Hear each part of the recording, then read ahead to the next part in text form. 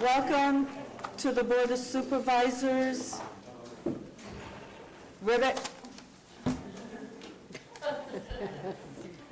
Would everyone, including the frog, please stand and join us in the pledge? I pledge allegiance to the flag of the United States of America and to the republic for which it stands, one nation, under God, indivisible, with liberty and justice for all. Thank you. A closed session was held last week pursuant to Government Code 54956.9 with labor negotiations regarding SEIU, DSEA,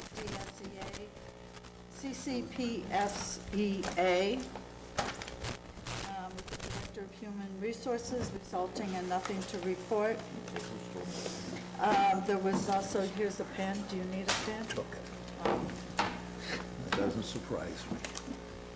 A closed session was also held under Government Code 54956.9, a conference with legal counsel regarding existing litigation, Ray Waller versus the Board of Supervisors of Calaveras, in Calaveras Superior Court case CV 35737, resulting in nothing to report. I'd like to move to the consent agenda. These items are normally routine, non-controversial. If any member of the board, staff, or public would like to pull a consent agenda item, please let me know.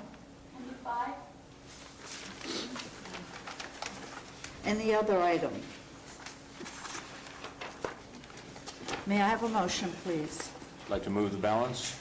Second, Madam Chair. All in favor? Aye. Opposed? They're in Washington, D.C. It's a 302 absent. Supervisor Tuffanelli and Supervisor Walensky are in Washington, D.C. lobbying for money for projects in Calaveras. Okay. Item 5. Oh, God, there he is. Rita Downs, Director of Behavioral Health Services. Rita, could you wait till we hear what the question her is? question is first, since Ms. Nauman's very good about doing that? I have the Bonnie Newman, Double Springs. Thank you. I have the usual question. What is the money being used for in conjunction with El Dorado County, and what the services are that... This contract is for inpatient psychiatric services. This is an inpatient psychiatric health facility, which is similar to an inpatient psychiatric hospital, but has slightly different regulations guiding it. Some of the services are paid for through Medi-Cal, and some of them we pay directly from our managed care and realignment funds for persons who need to be hospitalized. Okay. And these are non-general fund dollars, correct? These are non-general fund dollars. Okay, thank you. There's a Like question. another question? Could you please stand, could you please come up? You have to come Thank to you. Tom, I can do it. Thank you. My name is Renee Barrett. I'm from Arnold. Thank you, Marita. You represent me. But my question is, where is the hospital here in Calaveras County for, overnight extended stays? And I'd like to know a few great psychiatrists that are available here in Calaveras County through mental health, instead of traveling and spending money in San Joaquin County. Sure.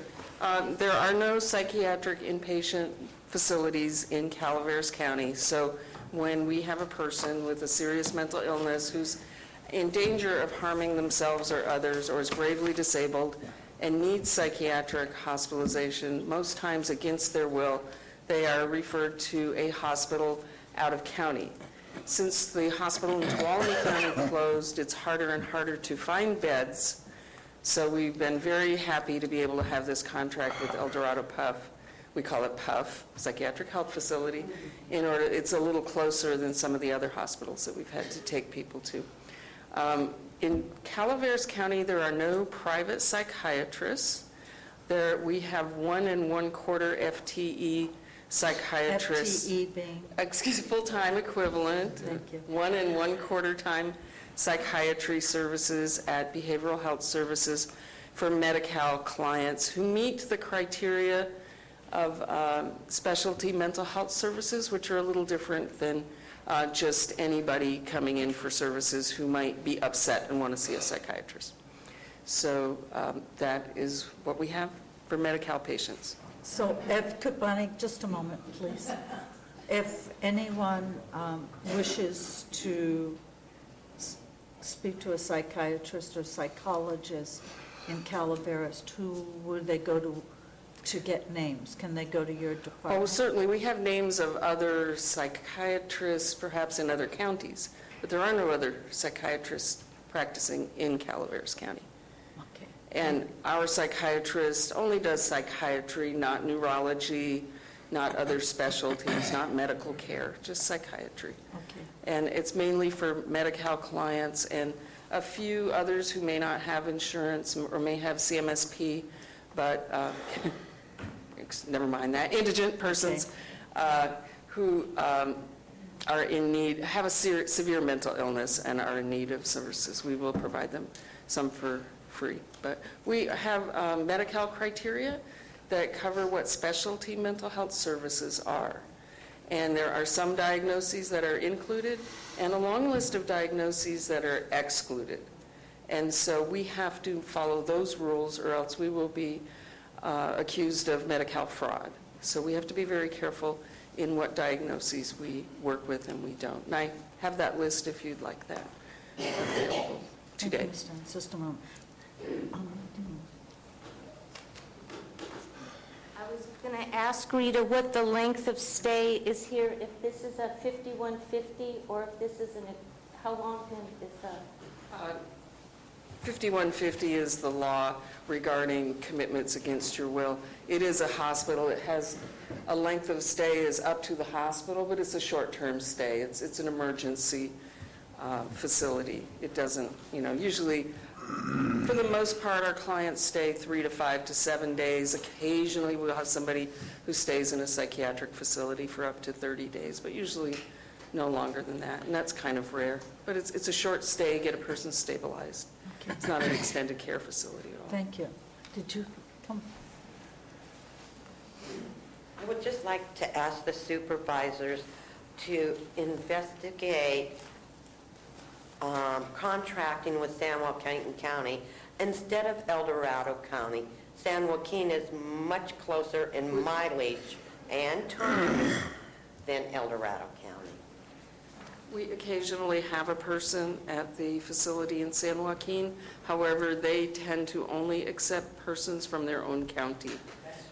They don't, it's their choice. They don't normally contract with us because they have plenty of people from their own county for their own facility. But we occasionally have a person there.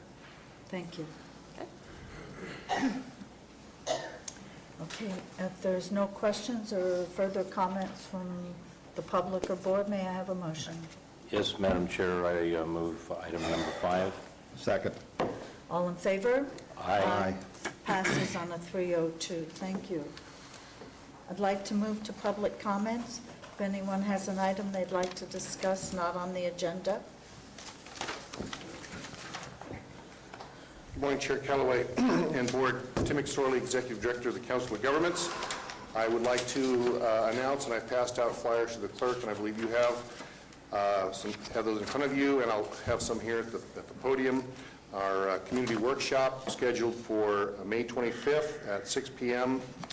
To 8 p.m. down at the Bret Harte High School Theater for the Wagon Trail Realignment Project. As you may recall, this project fixes, if you will, the center portion of Highway 4 between Copper and Angels. Part of the process has been where we've looked at literally hundreds of different potential alignments and narrowed that down to some corridors that we will be further studying and hopefully narrow down to an alignment, at which point we'll be able to conduct the environmental studies. This project, in terms of public outreach, we have announcements such as this. We have these flyers that will be posted both in Copperopolis and Angels Camp.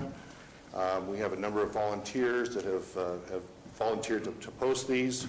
We'll be going to the print media and other news media to announce the meeting. And then, of course, we have letters to the individual property owners within the study area announcing the meeting as well. And you'll have maps. We will. We have plenty of maps. They're on our website. And once we go through this workshop process, those will be updated as a result of the community input. Okay, thank you. Any questions, Mr. McSorley? Thank you. I have a couple of questions. Mr. McSorley, looking closely at this map, I'm pleased to see that it has a parcel layer in it. Yes. Did that come about as a result of our conversations last week? Or? No, actually, the parcel layer has always been there. It just hasn't been very well defined, so we've enhanced those parcel boundaries so that folks can see exactly, where their parcels lie in relation to some of the potential alignments. Okay. This is exactly the kind of detail that people were expressing some frustration that wasn't present in the Valley Springs map that we saw last week. And also the thing that kind of jumps off the page here is this extraordinarily low level of New Melones. When was the last time that it was down there? I'm not sure when these photos were taken. It looks like to me that puts the Glory Hole Marina about 3/4 of a mile away from the water. So anyway, thank you. That'd be an interesting meeting to go to. Thank you very much. Thank you, Tim.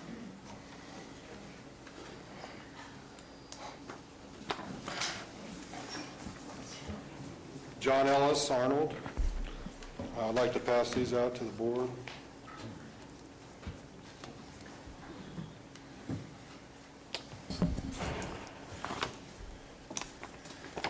Your decision to ask the State Board of Equalization auditors to review my allegations is less than required by your official duty. To date, Davis has not denied that she has purchased her residence through a realtor in an open market transaction for full cash value of $420,000, that her base year value is $380,000, which is $40,000 less than the full cash value at the time when the real estate market values were experiencing the largest increase in our history. According to the newspaper, Davis stated she had absolutely no authority over anyone in the assessor's office and did not influence the appraisal of her property. I find this claim by a career public employee in the assessor's office who enforces the tax rules politically expedient and a suspension of disbelief. Tax Rule 1 tells us that the tax rules govern assessors when assessing and the local county boards of equalization when equalizing. Revenue Taxation Code Section 110A defines full cash value or fair market value means the amount of cash or its equivalent that property would bring if exposed for sale in the open market. Tax Rule 305.5, base year value presumption, paragraph C, tells the assessor the full cash value determined for property that is purchased, is newly constructed, or changes ownership after the 1975 lien date shall be conclusively presumed to be the base year value unless an application for equalization is filed.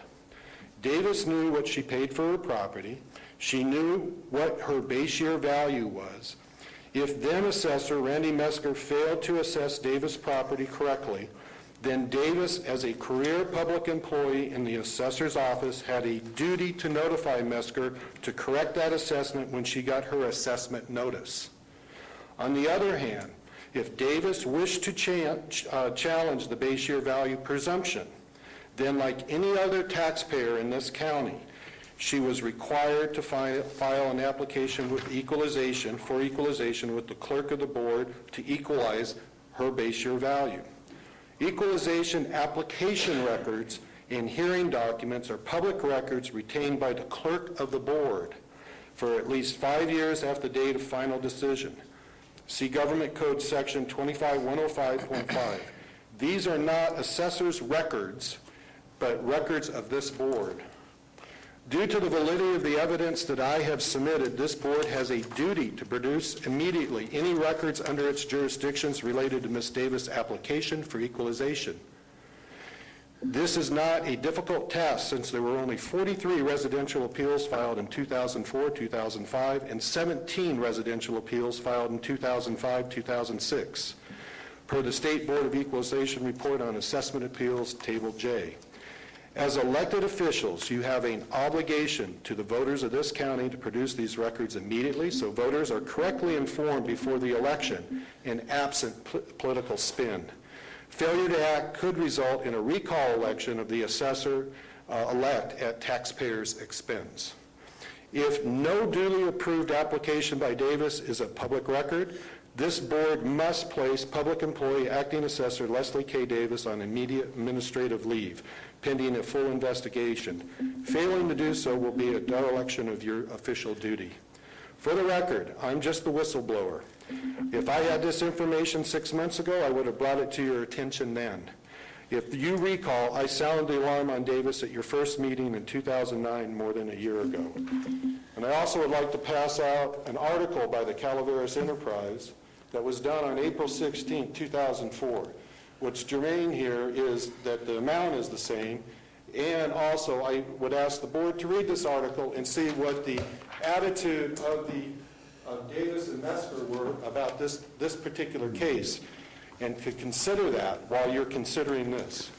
And also, as to Mrs. Davis' expertise, last night on the Pine Tree, during a debate between the assessors, Davis goes into great detail on how experienced she is, how long she's had this experience, and her knowledge about the Revenue Taxation Code and Prop 13 in particular. Thank you. Thank you. My name is David Sackman. I'm the Deputy Director of Behavioral Health, and I'm just here to let everybody know that we are going to have a substance abuse program prevention booth at the county fair this year. We're going to have a couple of games. We're going to have goggle golf and magnetic darts, where you can try your hand at darts or golf sober and at varying levels of intoxication using our DUI goggles. We have prizes for those games, and we have information on a variety of drugs and information for parents on talking to their children about drugs. And I would also like to take this opportunity to invite any interested members of the public to participate in the Alliance for Substance Abuse Prevention. If you're interested in doing so, please contact me, David Sackman, at the Substance Abuse Program, 754-6555. And I also have some bookmarks with links to the internet and information on warning signs of drug and alcohol use. I'd like to give some copies for the board and leave some copies for the public as well. Thank you.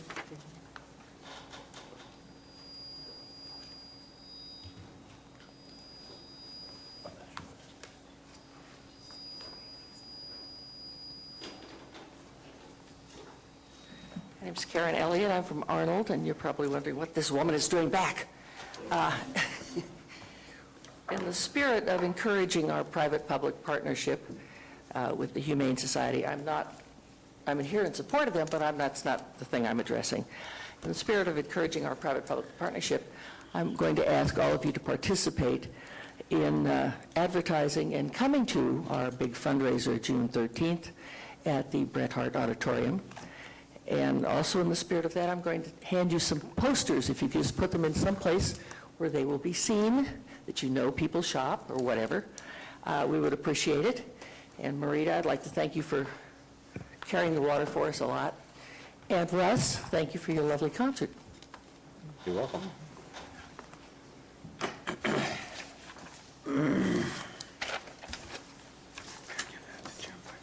Hi, Debbie Beaufort Mokiel and Calaveras Humane Society. And I'm here to request that you exempt animal services from any budget cuts that would eliminate staff. The Animal Services Department has been underfunded and understaffed for years, and as you are well aware, has been supplemented by the Calaveras Humane Society, both financially and with volunteer labor amounting to 5,143 volunteer hours in 2009, or 2.5 man-years. The Calaveras Animal Shelter must meet its legal requirements mandated under state law. Further reduction in staffing will without doubt put Calaveras County at risk. It should be remembered, the level of assistance provided by CHS is restricted by law.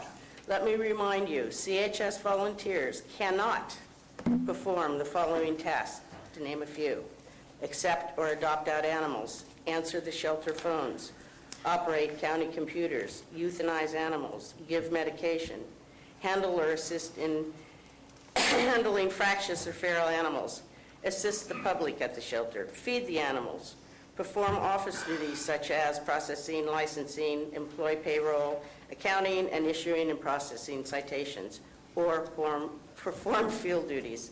Since the Sheriff's Department has taken over the management, there have been great strides in improving the conditions at the facility, but that is not enough. Currently, the meager staff of 3 officers, 2 shelter assistants, and 1 office staff, and the manager cannot keep up with the thousands of cats and dogs that come through the facility. Animal Services has been without their second shelter assistant since October of 2009 and has resulted in a workload increase to the remaining staff and significant overtime costs to the county. It is not humanly possible for 1 shelter assistant to clean the facility in 1 8-hour period. Between the kennel cleaning, feeding, medicating, laundering, servicing of the public, and other duties, it takes 1 shelter assistant the full 8 hours to complete these daily tasks. If the cat cage volunteers do not show, which does happen on occasion, this adds an additional 2 to 4 hours of cat cage cleaning duty to the single shelter assistant, increasing overtime costs to the county. If you think I'm incorrect, I have with me applications for all of you to come and volunteer at the shelter. One of you, Maria, has. I have it. State law, wait a minute, state law to maintain a facility mandates you, the county, to provide for the health and safety of the population of the county. This cannot be properly done with the small staff and small budget now allotted to Animal Services. In addition, Animal Services is mandated by statute to provide public safety. In order to comply with statute, the Animal Services officers need to be in the field to perform public safety duties. With the proposed county 17.5% budget reduction, Animal Services will be forced to cut 2 positions. This will have serious ramifications to Animal Services operations. For starters, the Animal Services officers will be forced to spend less time in the field performing public safety duties and more time performing office and shelter duties.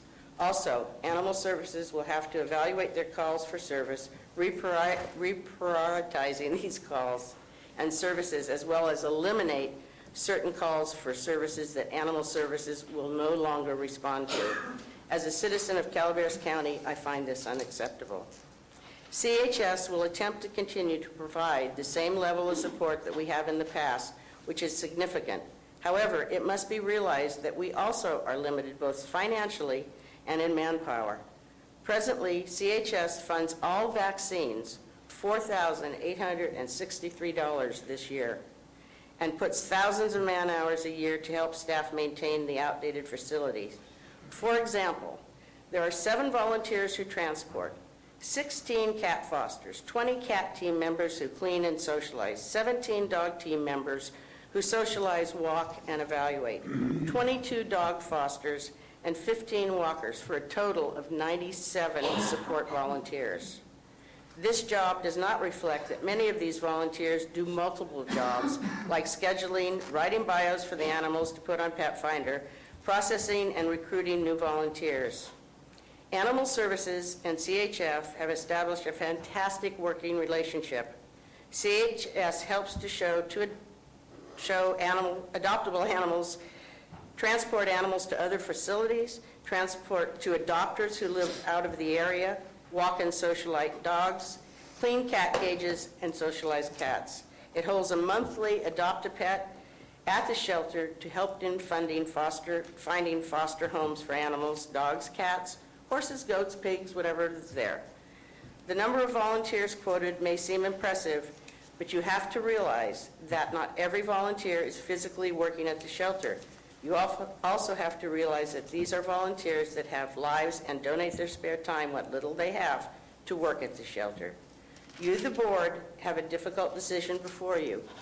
The welfare of the citizens of Calaveras County and the welfare of the animals within the boundaries of Calaveras County are intimately intertwined.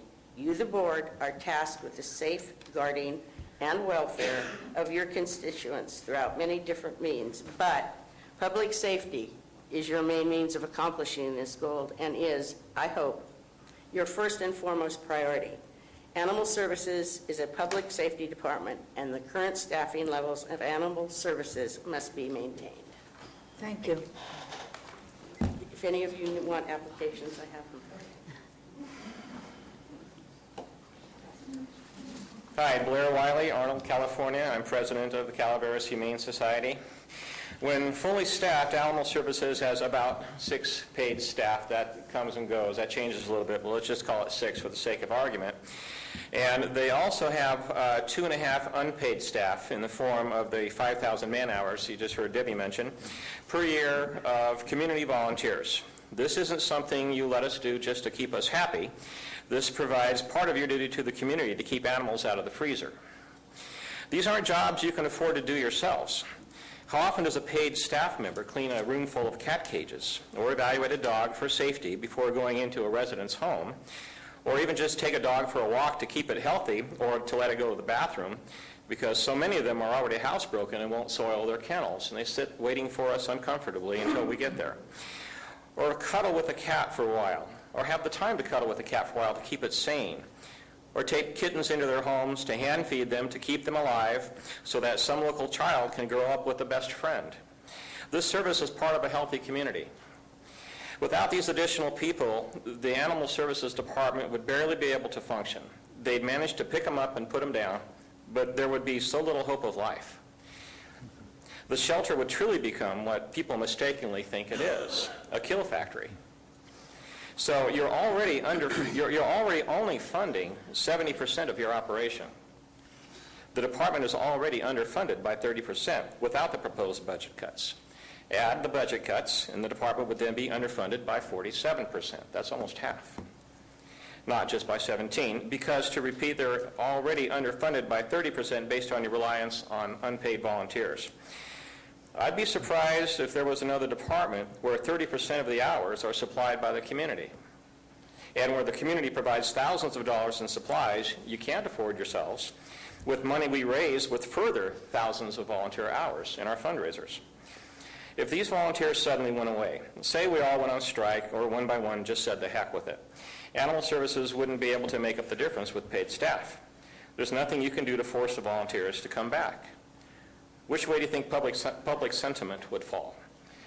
There's no law or contract keeping us there. It all comes from the goodness of our hearts and from our conviction that we're making a difference. Volunteers will respond to desperation in the short term, and they will respond to hope in the long haul. But take hope away, make the job impossibly harder than it already is, give us this big setback, and volunteerism will surely decline. Then your cutbacks will multiply in effect. This isn't some large department where if everybody buckles down, we'll get through this. This is a small department caring for living creatures in cages where the only way out is either into homes or into the freezer. Remember, Animal Services is already underfunded by 30%. You can't take another 17% away without consequences to our best friends. Thank you. If you could give your comments to the clerk, we'll be giving them to the sheriff. Thank you. Blair, do you have a copy of yours? Oh, sorry. Thank you.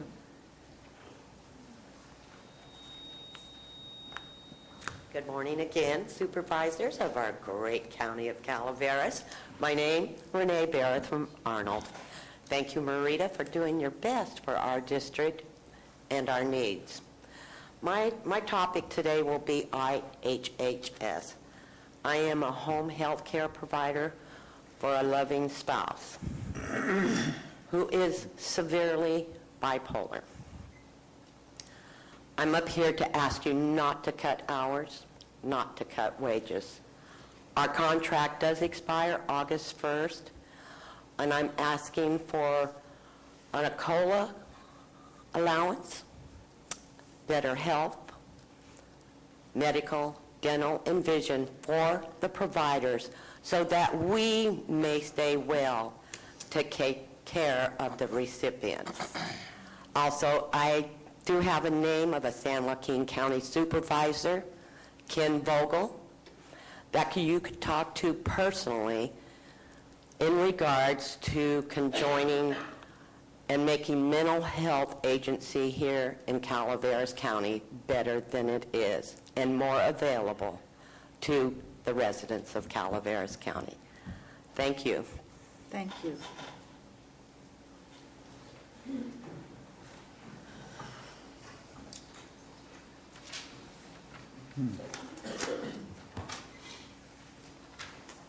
Good morning, supervisors. I've got to get my notes here. My name is Laura Most. I reside in Rancho Calaveras, but I also own property in La Well, Cantera. could you speak into the mic, I'm sorry. please? Usually I Thank you. speak very loud. Is that better, Marita? Yes, thank you. Oh, thank you. I also own property in La Cantera. This morning, I'm bringing an Agenda 21 booklet to each of you supervisors. Stakeholders Council, on page 14, it said, Stakeholders Council meetings are typically arranged under the auspice of soliciting input from the community members of a project. A typical Stakeholder Council meeting is run by a trained facilitator. It is not the facilitator's job to make sure that all views are entered into the record. His job, instead, is to guide the group to arrive at a consensus on the project. If you remember, Mr. Wolf, a trained facilitator from Davis, was hired. He said to a lady at a stakeholders meeting, "I was hired 1 week ago to take care of people like you." What did he mean saying that? We were people who were voicing our concerns about our rights. He was the facilitator when Rancho Calaveras voted to be taken out of the Valley Springs Community Group. Please take notice to the Smart Growth section in the booklet. Also, I went to myvalleysprings.com website and it included their explanations of smart growth. If smart growth is implemented in the Valley Springs Community Plan, our rights and especially our property rights are at stake. Thank you.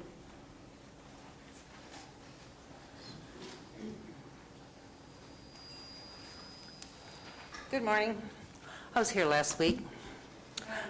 I'm Nadine Robertson. This is concerning my daughter. Mental health, IHSS, and also our care that we have in this community. I'm very disappointed. After I came to the meeting Wednesday, I got a call from mental health. Denise called me. And she was telling me all the services they have in mental health. And I asked her, can I get my daughter into a psychiatrist? She says, no, we don't have none. You can take your daughter to a support group. And I says, okay, if I take her to a support group, is there anyone that's available there at a support group that has anything to know with psychiatry? Sometimes they visit these support groups, she told me, and sometimes they don't. So what help is that from mental health? I told her, I'm sorry, I'm not interested, if that's all the help I'm getting. I was very disappointed with mental health. Then, this week, yesterday, I got a call from the county. Denise called me, and she says that my case manager had been changed. And I says, why? Well, you need a new case manager. I says, oh.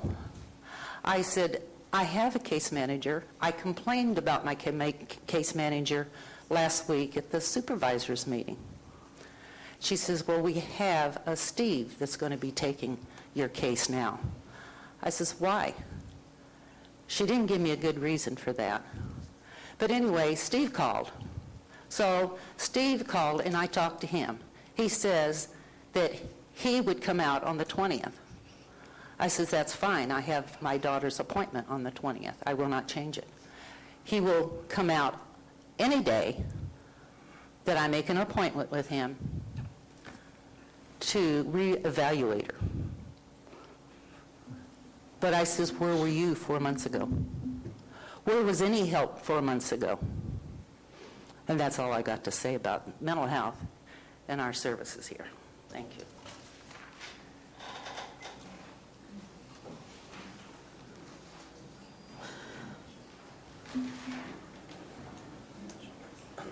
I'd sure like to hear from the frog. That's a home health. Or is that the Humane Society? I was going to say Jesus.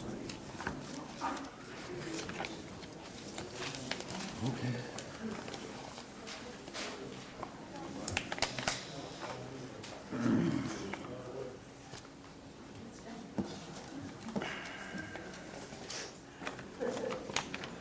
Just find out everybody clicks out. Thank you, George. Pardon me? Are we still on the public comments? We are. Yes. Good morning. My name is George Fry. I live in Angels Camp. I come before you this morning because we have a fallen veteran who we're holding a memorial service for today at 12:30 at Post 2600 in San Andreas. His name is Charlie Poole. He was 82 years old. He passed away this past week. He was a World War II veteran and a fellow comrade. And I would ask the indulgence of your supervisors for a moment of silence for the passing of Charlie Poole.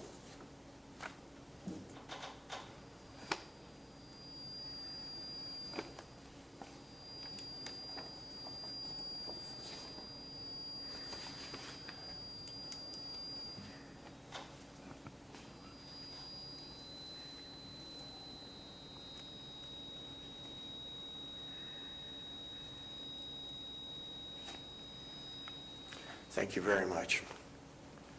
If you have the time, come by the post at 12:30. We're having a memorial out on the grounds behind the post, and you're cordially invited to share some time with all of our fellow comrades and thoughts about Charlie and his life. Also, I'm here this morning because I noticed in the back of the room the Ray's here, but I figured he'd be here, but I just wanted everybody to see this T-shirt. It's only $13, and it's celebrating the Jumping Frog Jubilee in Angels Camp, where I am a resident. And I want you to come to the fair. It starts on Thursday.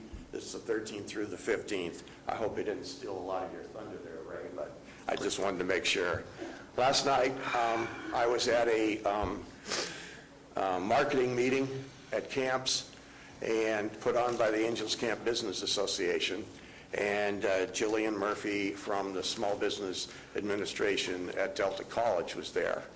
And the reason why I bring this up to you is because it was there were 28 people that came there from different areas of the county to learn about small business administration.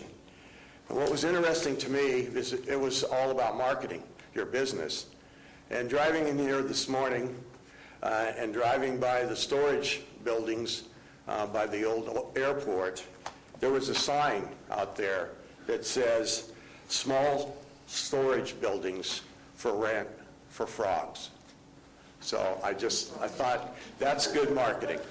The last thing I wanted to talk to you about has to do with election, about our choices for our upcoming election on June 8th. And basically what I want to say about it is you know that I have lived here 33 years, and I've been coming here since August of 1968, so that's 42 years. And in the last 33 years, I've seen a lot of people come and go that have been elected to office. And my point that I want to make today is that this is no time, in my humble opinion, for us to be electing people who do not have experience. This is no time for us to be electing people who need, in my humble opinion, my observation in 33 years of being here in this county, The learning curve is anywhere from 18 months to 24 months to learn the job that people are elected to. We as business people wouldn't hire people that don't have experience. So why would we hire people to elected positions that don't have experience? So my point I want to make today is that you please vote, and the reason why I'm making this point in front of you, the Board of Supervisors, is because it is being televised, and it's one way to get the message out to everybody. I have my own opinions about the experienced people, and I support all of those, not as an endorsement, but because of experience. And so having shared that with you, I just want to reiterate the point that there's no better way to run a business, whether it be in one of the county departments or as a supervisor. I relate a story. George, your 5 minutes. Okay, can I just sum it up real quickly? I think we ought to give him more time.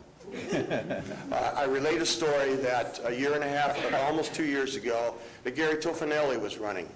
And I called him up and I said, Gary, I'm from Angels Camp, I'm in District 4, but you're going to, I just want to make my point, but you're going to run for supervisor, and you're going to be one of the votes that may have an impact on issues that are important to me. So my point is I want to know about you so that I am aware of what you're about and whether I should support your campaign even though I'm outside of that district. And thank you very much for your time this morning.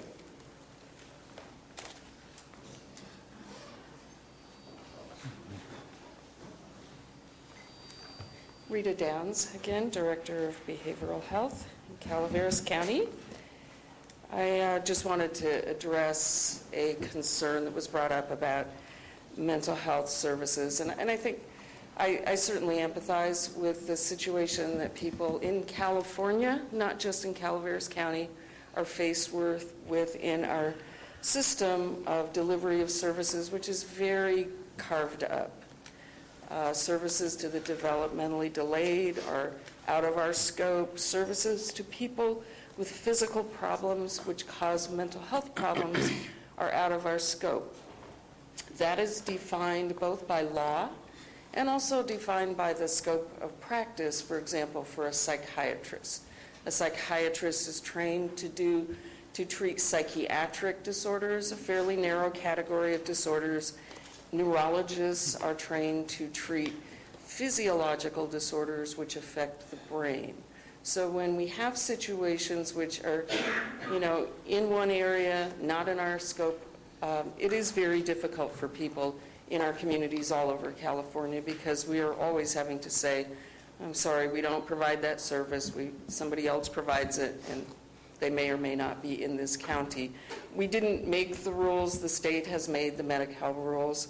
I would like to give you a handout that's from the state, and I want to apologize for the state's typos, but you can have this to see what our Medi-Cal guidelines, this identifies the disorders. I want you to have this for you. The state tells us which disorders we can treat with psychiatry and which we can't. We are lucky in Calaveras to have had the Mental Health Services Act fund extra services for people with mental health disorders who don't need to be a client in our department. So they may come to our socialization activities every Monday at our annex by Umpqua Bank, and every other Friday, including this coming Friday, we have drop-in day at our mental health clinic on campus. So we try to reach out and provide some support. Persons can come in anytime who are in crisis during the day or after hours through the emergency room if they need assistance. But there are some disorders that we are not allowed to treat. We would be committing fraud. We would have our doctor working out of scope of practice, and we just can't do that. Ms. Downs, could you please either out in the hall or set up an appointment with Ms. Robinson and talk to her about her specific case? I'd be glad to.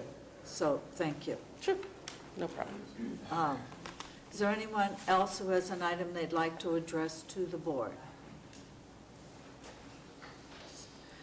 Ms. Robinson, I've asked the department head to talk with, no, I've asked her to talk with you about your specifics. concerning Phi. Please go ahead. If we're going to pay Eldorado $150,000, why don't we hire a psychiatrist for this county and keep our money here? Ms. Downs, I'm sure you will address that issue with her too, please. Thank you. Good morning, Madam Yes, Chair. good morning. Members of the board. My name is Darrell Rusk. I live at 101 Melcher Lane, Burson. And I want to just focus on one point very quickly. Mr. Fry mentioned that we're losing or have lost another member of a generation that we all admire. And one of the reasons we admire that generation is because it represented integrity. In the past week, I have posted political signs with the permission of property owners, and I can verify that with some certainty in one case, and have had political signs removed. And one was district candidate, one was county-wide candidate, and their signs have been removed. The reason I confirmed that I had permission from the homeowners was because two of the signs that were removed from my own fence. I felt that that was kind of intrusive. But just as a point of interest, this campaign has had a problem with that. And I feel that it is tied to the loss of integrity from those veterans from World War II. They were a generation that we can admire. But there are some folks in our own generation, I'm afraid, that I don't admire. And they're reflected by those removal of those signs. Thank you. Thank you, Mr. Rusk.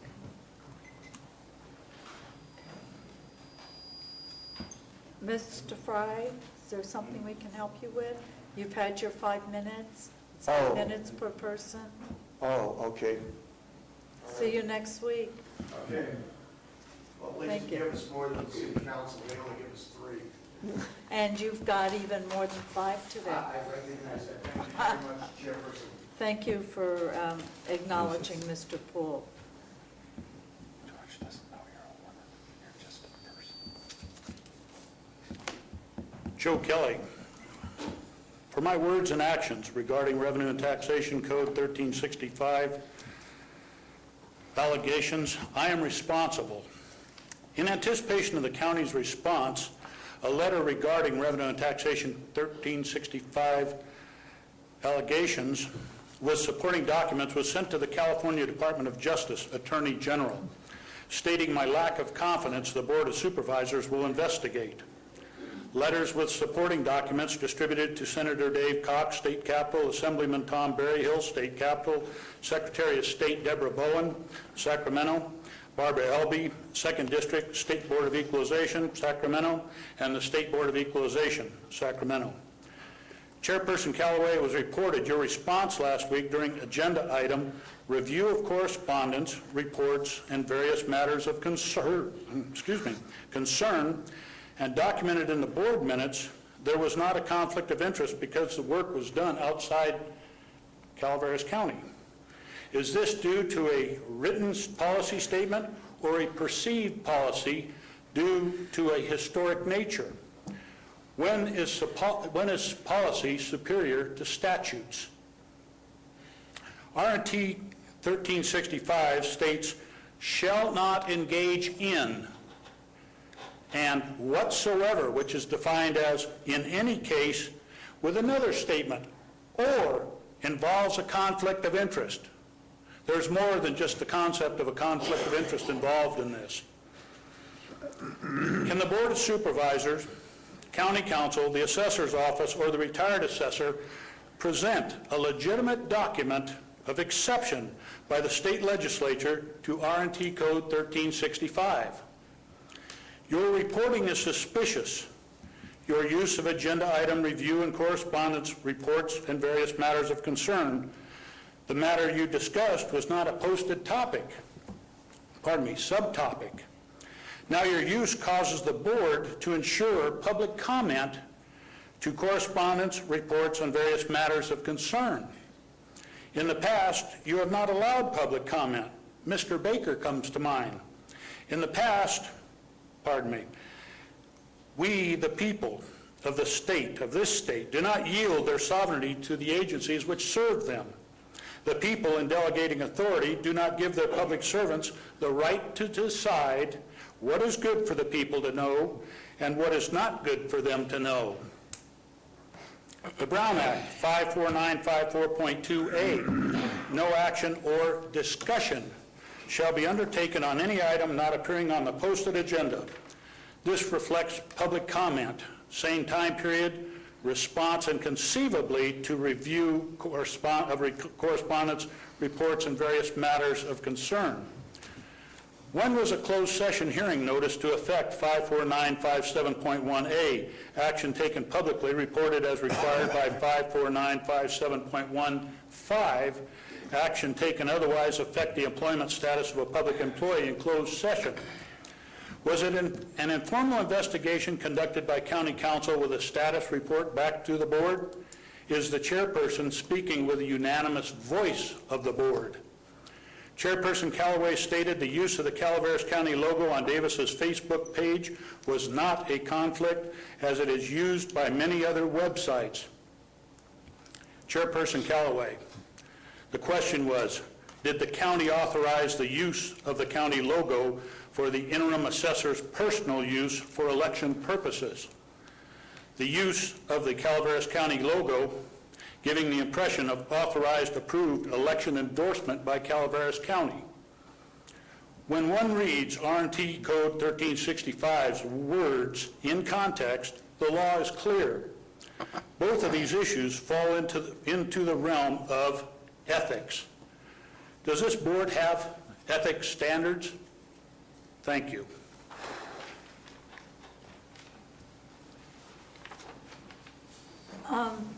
Mr. Kelly, I normally don't allow the board to engage, but since you were not here last week, we took those comments serious. One, the board did not meet in closed session. There was no closed session on this item. The week before, you and Mr. Ellis brought items up. You brought up and I will repeat what I did last week. The logo, there is no policy on the use of the logo.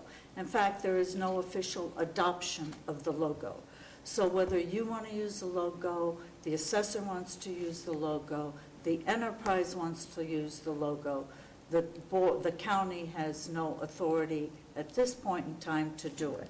Your other question or comment was that the appraiser was doing appraisals while an employee of the county. I asked county council to research that. There was, according to code, if you read it, if there was a conflict within the county. And I also said, if any member of the public has any evidence to show that the assessor, acting assessor, was doing appraisals within the county of Calaveras during that time, to please bring it to the attention of the CAO or county council. And for the item that Mr. Ellis brought up, we sent a letter to the Board of Equalization with Mr. Ellis's comment with his letter, asking them to research it since they were doing their 5-year audit of the assessor's office.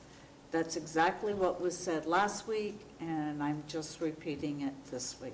So what code, was it a county code? I don't know. That says outside? No, it does not. It is the Board of Equalization. I can't remember. I don't have the paperwork with me. Mr. Jones, do you have it? Was the government code on the assessor doing work within the county? The section he's referring to says that. It refers to conflict of interest with their duties as officers and employees of the county. You can't just read the next sentence by itself. The conflict of interest includes doing assessments, but it has to do with conflict of interest with their duties as officers and employees of the county. Okay. Clearly, there's the potential for that conflict if an assessor is doing appraisals within the county. That's correct. There's no rational basis for that argument in some other area. Okay, thank you. So And if you have any evidence, Mr. Kelly, that the assessor was doing appraisals within the county of Calaveras during that time, Please bring it forward to us again. 1365 states, and it is not just the topic of conflict of interest. Okay. I already presented that. There's two topics there, and you Okay. have to read it in context. So Okay. what I will do is I will make some contacts with the Board of Equalization and That's see fine. what they have to say, because I have asked someone about it in the Taxpayers' Rights Advocate's office, and he said, well, it's been a policy. Even somebody named Randy, who's been posting on the pinetree.net, has stated, well, for 40 or so years, it's been a policy to do this. Policy does not trump or is superior to a statute. So I will also send more information to Assemblyman Berryhill and That's fine. Senator Cox to ask them that if this is true, that then they clarify the language of the code 1365, so that we, the people, we the idiots in California that know how to read and comprehend the English language, can understand it a little more. Thank you. That's what I based my opinion on, and my actions and my words on. And I hope this week that the newspapers get it right, that there was a separated discussion. Thank you very much. Would it be helpful if I read the paragraph so there's nothing taken out of context? I'd like to hear it. Yes. The county assessor and the employees of the assessor's office shall not engage in any gainful profession, trade, business, or occupation whatsoever for any person, firm, or corporation, or be so engaged in their own behalf, which profession, trade, business, or occupation is incompatible or involves a conflict of interest with their duties as officers and employees of the county. Conflict of interest shall include receipt of compensation for gifts from private persons or firms for advice or other services relating to the taxation or assessment of property. Thank you, Mr. Jones. Does anybody else have an item not on the agenda, Ms. Nguyen? You have had your 5 minutes. It's 5 minutes per person. Is there something that you really? Yes, you have. Go ahead, please. No, I haven't spoken yet.